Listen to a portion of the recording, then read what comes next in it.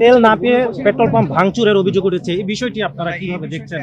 এটা দুই একটা বিচ্ছিন্ন ঘটনা হয়তো হয়েছে, আমরা এগুলো অ্যাড্রেস করতেছি।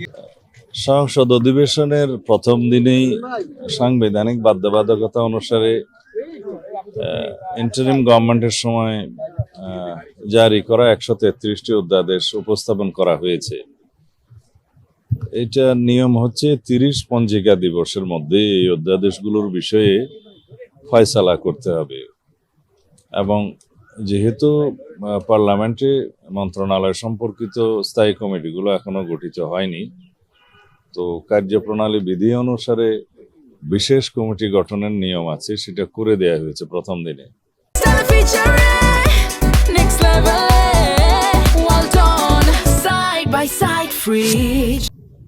সেটার বৈঠক আজকে এখনই 11টার সময় হবে। সেখানে অধ্যাদেশগুলো নিয়ে আলোচনা হবে, কোন কোন অধ্যাদেশের বিষয়ে কি কি সিদ্ধান্ত হয় সেটা আমরা চেষ্টা করব যাতে দ্রুততার সাথে সিদ্ধান্ত নেওয়া যায়। মাননীয় মন্ত্রী 133টি অধ্যাদেশের মধ্যে বেশ কিছু অধ্যাদেশ কিন্তু আপনার সংবিধানের সাথে সাংঘর্ষিক, আর পাশাপাশি যে 24 পরবর্তী যে জন আকাঙ্ক্ষা সে বিষয়টিও রয়েছে। আসলে এই দুটোর মধ্য থেকে সঠিক সিদ্ধান্তটা কিভাবে নেবেন, আসলে কোনগুলোকে প্রায়োরিটাইজ করবেন? আমরা জনপ্রত্যাশা, জুলাইয়ের গণ অভ্যুত্থানে, ছাত্র গণ অভ্যুত্থানের আকাঙ্ক্ষা, এগুলোকে ধারণ করব।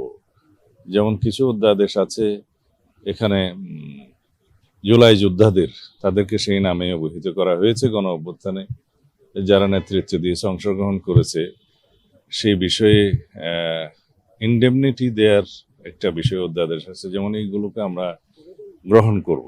এছাড়া বিভিন্ন বিষয়ে আছে যেগুলো বিগত ফেসিবাদী সরকারের সময়ে বিভিন্ন প্রতিষ্ঠানের নামকরণ করা হয়েছিল, তাদের নেতাদের নাম বিভিন্ন নামে, এগুলো বিলুপ্ত করা হয়েছে, এগুলো ইজিলি আমরা গ্রহণ করব। এছাড়া আরো অন্যান্য বিষয় আছে যেগুলোতে বিস্তারিত আলোচনা করে আমরা কোনটা কিভাবে গ্রহণ করা যায়, কোনটা সংশোধনী সহ গ্রহণ করা যায়, অথবা কোনটা আমরা হয়তো বিলম্বে আরো সংশোধনী আনতে হবে, সেটা ওভাবেই ফয়সালা করতে হবে, কারণ সময় সংক্ষিপ্ত। এটা 30 দিনের ভিতরে ফয়সালা করতে গেলে অলরেডি আমাদের অধিবেশন 12 তারিখ বসেছে, পরবর্তী অধিবেশন বসবে 29 তারিখ। এর মধ্যে প্রায় 15 দিনের মতো সময় আমরা অতিবাহিত করছি। বাকি 15 দিনের মধ্যে যা করা যায় সেইটুকু আমরা ব্যবস্থা করব। মাননীয় মন্ত্রী, একটি অভিযোগ উঠেছে গুরুত্বপূর্ণ অধ্যাদেশ যেটা নিয়ে গণমাধ্যম কর্মীদের অনেক কনসার্ন রয়েছে, উপাত্ত সংরক্ষণ অধ্যাদেশ, এগুলো বিস্তারিত আলাপ করতে হবে। মাননীয় মন্ত্রী, একটি অভিযোগ উঠেছে, মাননীয় মন্ত্রী যেমনটি উনি বলছিলেন যে মাননীয় মন্ত্রী অভিযোগ উঠেছে তেল না পেয়ে পেট্রোল পাম্প ভাঙচুরের অভিযোগ উঠেছে, এই বিষয়টি আপনারা কিভাবে দেখছেন?